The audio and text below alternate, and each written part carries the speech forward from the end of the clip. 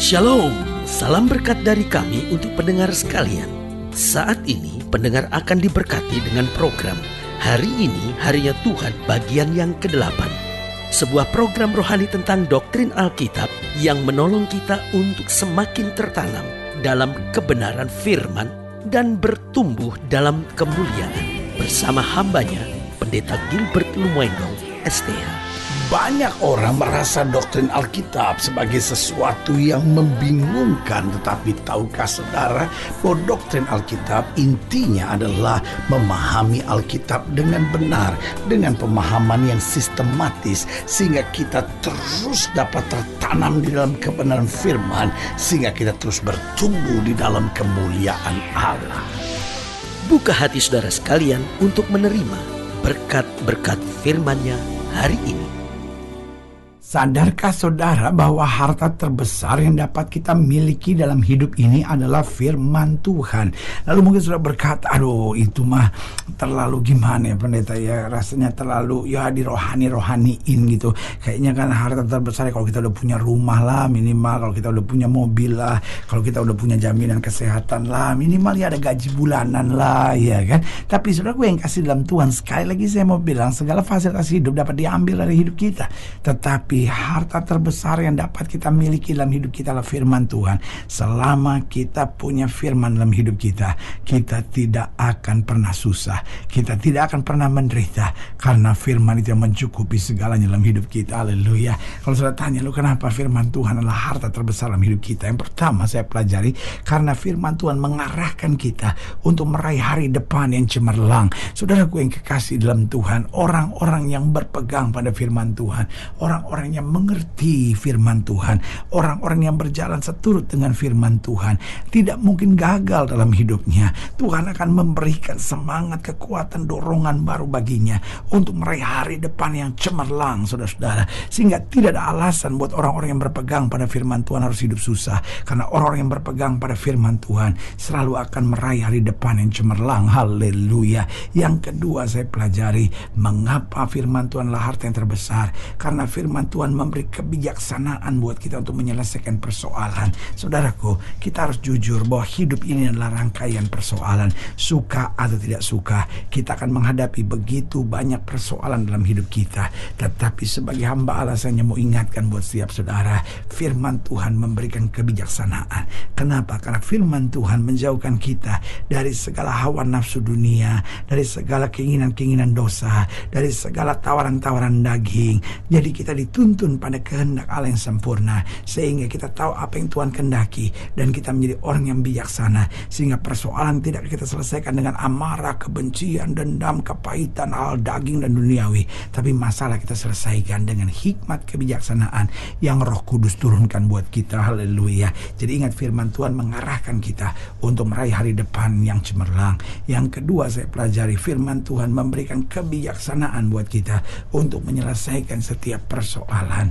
Yang ketiga, firman Tuhan memberi damai buat kita di tengah ancaman-ancaman kehidupan. Tahukah saudara, ancaman-ancaman dunia makin banyak, baik dari ancaman-ancaman orang di sekitar kita, maupun ancaman-ancaman kuasa kegelapan, maupun ancaman-ancaman kejahatan yang ada di sekitar kita. Saudaraku yang kasih dalam Tuhan, saudara naik mobil hari-hari ini gak aman, saudara naik motor hari-hari ini gak aman, saudara naik kendaraan umum gak aman, saudara tinggal di rumah pun gak aman. Terus saudara, kita lihat sekarang, ya kan, penyakit mulai melanda di mana-mana, segala macam penyakit menular yang bahkan dokter aja belum ketemu obatnya, saudara-saudara. Itu yang sangat menakutkan. Kejahatan semakin menakutkan, saudara. Jadi hari ini saya mau bilang, ancaman-ancaman terlalu berat, tapi firman Tuhan memberi damai. Kenapa? Karena firman Tuhan mengajar kepada kita, tidak ada sesuatu yang terjadi dalam diri kita sebagai orang percaya secara kebetulan. Semua sudah diprogram Tuhan, dan kalau Tuhan sudah memprogramkannya pasti untuk kebaikan buat kita. Haleluya. Dan yang keempat saya pelajari, kenapa firman Tuhanlah harta yang terbesar yang dapat kita miliki. Karena firman Tuhan memberikan kemampuan lebih buat kita dalam menjalani hari-hari kehidupan kita. Artinya orang yang berpegang pada firman Tuhan, dia akan punya kemampuan lebih dalam hidupnya. Dia lebih kuat, dia lebih berani, dia lebih kaya akan ide-ide pandai dan dia lebih berhikmat dalam menyelesaikan segala sesuatu. Itu sebabnya Daud sendiri berkata bahwa firman-Mu adalah pelita bagi kakiku dan terang bagi jalan-jalanku. Oh, pemazmur berkata, aku menyimpan segala janji-janji-Mu dalam hatiku supaya aku tidak berdosa kepadamu. Pemazmur berkata, dengan apakah seorang muda dapat mempertahankan kelakuan yang bersih, yaitu dengan menjaganya sesuai dengan firman Tuhan. Haleluya. Selamat datang dalam program kita hari ini, harinya Tuhan, sebuah program rohani yang kembali mengingatkan kepada kita betapa pentingnya kita menjadikan firman Tuhan sebagai dasar keseharian hidup kita. Karena selama kita jadikan firman Tuhan sebagai dasar keseharian hidup kita, langkah-langkah ke depan kita penuh dengan kepastian, kemenangan, berkat, mujizat, dan perkara-perkara besar. Haleluya. Dan dalam program ini kita sedang membahas tentang seperti yang difirmankan Tuhan. Waduh, hidup ini asal kita ngerti apa yang difirmankan Tuhan. Hidup ini asal kita taat dengan apa yang difirmankan Tuhan. Hidup ini kalau kita melakukan semuanya tepat seperti yang difirmankan Tuhan, pasti beres, pasti indah, bahkan berani saya katakan pasti luar biasa. Haleluya. Nah, saudara yang kasih dalam Tuhan, dalam pembahasan kita tentang seperti yang difirmankan Tuhan, kita mau sama-sama belajar dari Kejadian pasal 17, Kejadian pasal 17 ayat yang ke-23, Kejadian pasal 17 ayat yang ke-23, akan terus kita bahas sampai ayatnya yang ke-27. Kejadian 17 ayat 23 sampai 27, demikian firman Tuhan. Setelah itu Abraham memanggil Ismail anaknya dan semua orang yang lahir di rumahnya, juga semua orang yang dibelinya dengan uang, yakni setiap laki-laki dari isi rumahnya. Lalu ia mengerat kulit katan mereka pada hari itu juga, seperti yang telah difirmankan Allah kepadanya. Abraham berumur 99 tahun ketika dikerat kulit katannya, dan Ismail anaknya berumur 13 tahun ketika dikerat kulit katannya. Pada hari itu juga Abraham dan Ismail anaknya disunat, dan semua orang dari isi rumah Abraham, baik yang lahir di rumahnya maupun dibeli dengan uang dari orang asing, disunat bersama-sama dengan dia. Saudaraku yang kasih dalam Tuhan, ayat yang ke-23 menarik perhatian saya di bagian terakhir. Dikatakan apa? Lalu ia mengerat kulit katan mereka pada hari itu juga, seperti yang telah difirmankan Allah kepadanya. Saudaraku yang kasih dalam Tuhan, zaman itu belum semodern hari ini. Darah mengalir dan sakit, tetapi karena itu yang Tuhan suruh untuk perjanjian. Ingat, Yesus belum lahir, ingat Yesus belum disalibkan, sehingga darah manusia harus tertumpah untuk menebus dosa sebagai bagian perjanjian kesalahan manusia. Tetapi ketika Yesus sudah tergantung di atas kayu salib, dia sudah tumpahkan darah, dia sudah berkata sudah selesai. Segala perjanjian darah, baik darah binatang maupun darah dari sunat yang harus kita tumpahkan, sudah diselesaikan Yesus di atas kayu salib, sehingga kita tidak perlu berdarah, binatang tidak perlu berdarah, karena Yesus tumpahkan darah buat kita. Haleluya. Saudaraku yang kekasih dalam Tuhan, dari ayat-ayat bacaan ini jelas kita bisa belajar bagaimana menjadikan firman Tuhan sebagai harta yang terbesar dalam hidup kita, sehingga kita dapat mengalami janji-janji Tuhan, mengalami kuasa firman itu. Yang pertama, tiap hari firman harus kita baca dan praktekkan. Lo baca firman bukan soal berkata dengan bangga kepada saya, pendeta, saya baca Alkitab setiap hari 52 pasal. Oh, saudara yang kasih dalam Tuhan, bukan itu. Jangan bilang, oh saya baca 12 pasal setiap hari. Bukan soal itu, bukan soal berapa banyak yang kita baca, tapi soal kita mengertinya, kita pegangnya, dan kita praktekkan. Ada banyak orang bangga sekali bilang, pendeta, saya sudah selesai baca Alkitab Kejadian sampai Wahyu 25 kali. Amin, bagus, luar biasa. Memang saya encourage setiap pendengar, bahkan setiap orang Kristen, minimal seumur hidup 1 kali dia sudah selesai baca Kejadian sampai Wahyu. Karena selalu saya bilang, ini buku satu-satunya yang menyelamatkan hidup kita. Minimal kita sudah baca, selesaikan dari Kejadian sampai Wahyu, saudara-saudara. Tetapi yang saya mau ingatkan tiap hari, bukan soal berapa banyak yang kita sudah baca, tetapi tiap hari bagaimana firman itu kita pegang. Mungkin hanya 1 perikop, mungkin hanya 2-3 ayat yang kita baca, tapi kita renungkan lagi, kita renungkan, kita simpan di hati, kita praktekkan dalam kehidupan keseharian kita. Itu akan menjadi harta yang besar dan berharga buat kita. Yang kedua, bagaimana menjadikan firman Tuhan sebagai harta yang terbesar dan berharga. Tiap hari harus kita ucapkan dengan iman, karena kita berkata apa saja yang kita ucapkan dengan iman, kalau kita tidak bimbang tapi percaya, itu akan terjadi.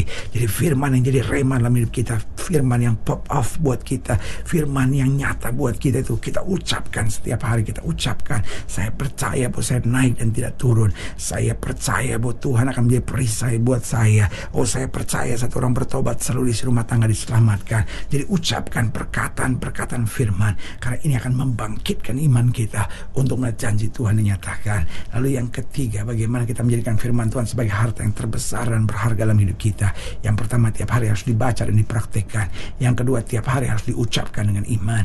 Yang ketiga, tiap hari harus menjadi cermin dalam keseharian kita. Jadi apapun tindak tanduk kita, apapun keputusan langkah kita kaji dulu dengan firman. Ini menurut firman bagaimana? Lalu kita lihat lagi, jadikan firman sebagai cermin dalam hidup kita. Kalau kita tahu nggak beres, nggak benar, nggak sesuai firman, buang. Mau untung sebesar apapun, mau enak seenak apapun, tapi kalau bertentangan dengan firman, ujung-ujungnya maut. Tapi sekeras seberat apapun, kalau itu bertalian dengan apa yang firman Tuhan katakan, pasti ujungnya penuh dengan kemuliaan. Haleluya. Dan yang keempat, yang terakhir, bagaimana menjadikan firman sebagai harta yang terbesar. Yang pertama, tiap hari harus dibaca dan dipraktekkan. Yang kedua, tiap hari harus diucapkan dengan iman. Yang ketiga, tiap hari harus menjadi cermin dalam keseharian langkah kita. Dan yang keempat, tiap hari harus memenuhi pikiran, hati, dan langkah-langkah kita. Artinya, setiap hari firman ini harus memenuhi hati kita, pikiran kita, dan langkah-langkah kita. Jangan sampai hati kita dipenuhi kebencian, pikiran kita dipenuhi hal-hal negatif, langkah-langkah kita dipenuhi dengan kecemasan dan kekhawatiran.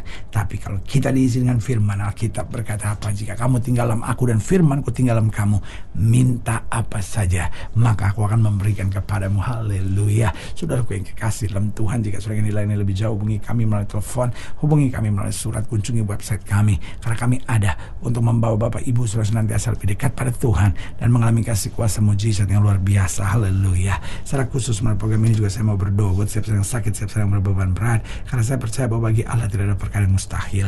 Nah, saudara yang didoakan secara khusus, boleh taruh tangan kanan saudara di dada dan kita akan berdoa. Mari kita berdoa. Bapa, dalam nama Yesus, hamba doa buat yang sakit, hamba doa buat yang berbeban berat, hamba doa untuk setiap mereka yang sedang menghadapi masa-masa yang sukar, karena hamba percaya bahwa bagi Allah tidak ada perkara yang mustahil. Bapa, hamba berdoa di dalam nama Yesus, Tuhan jamah yang sakit, Tuhan sembuhkan, yang lemah Tuhan kuatkan, yang susah Tuhan hiburkan, yang jatuh Tuhan angkat, sehingga hari-hari yang penuh kemenangan boleh berlaku. Secara khusus hamba doa buat mereka yang taruh tangan kanan di dada, yang selama ini mungkin tidak menjadikan firman Tuhan sebagai harta berharga dalam hidup kami. Hamba doa di dalam nama Yesus, Tuhan jamah, sehingga mulai hari ini kami melekat dengan firman dan kami hidup dalam kemuliaan. Di dalam nama Yesus kami berdoa. Haleluya. Amin. Saudara gue yang kasih dalam Tuhan, kita sudah berdoa. Ingat, Allah tidak pernah lalai menepati janjinya. Inilah saatnya buat kita untuk bangkit bersemangat, bersuka cita dalam menghadapi segala perkara. Karena kita tahu Yesus hidup, Yesus berkuasa, dan selalu menyediakan yang terbaik buat anak-anaknya. Doa saya menyertai saudara. Sampai berjumpa pada program berikut, dan jangan lupa, jadikan hari ini harinya Tuhan. Haleluya.